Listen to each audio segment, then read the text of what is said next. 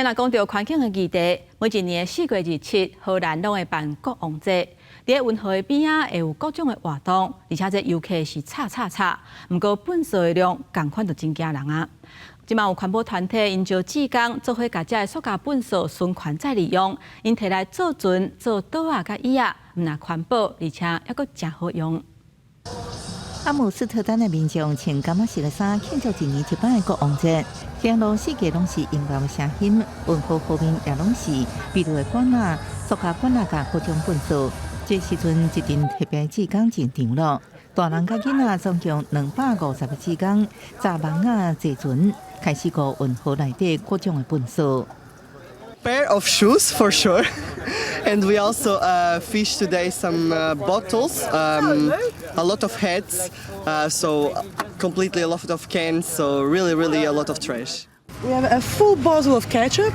Now it's empty, but it was full. We got Stitch. We have a fantastic hanger. And last but not least, a hat. 这阵志工是由叫做塑胶海岸的组织号召的，除了伫国王节执行净河任务，平常时也无定期到运河来过本数。细细一条运河本数未少，除了有人凊彩拼，未少是为海洋漂入去河内底。根据阿姆斯特丹水公司的估算，平均每日盐费河边估着本数有3500公斤。塑胶海岸将顾客本数分类。将盐果利用的塑胶管仔做成塑胶粒仔，加工做成运河船，甲办公做起。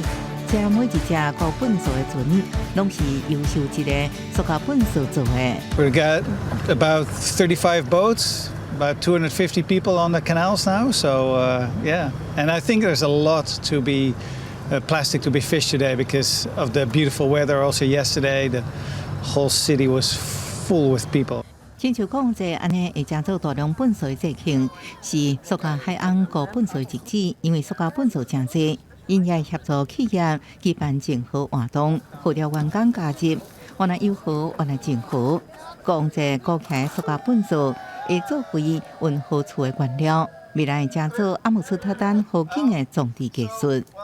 We want to build a floating Amsterdam Canal house made from Amsterdam Canal plastic, and we need about 60,000 PET bottles that we fish from the canals.